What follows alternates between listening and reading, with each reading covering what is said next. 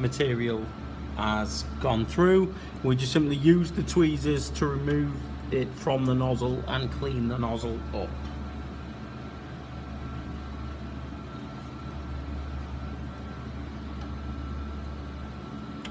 Remember, do not touch the nozzle with your hands, it is red hot.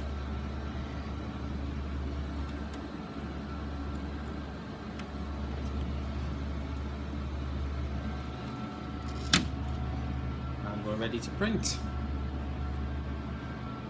Okay, your next thing to do is draw something in SolidWorks.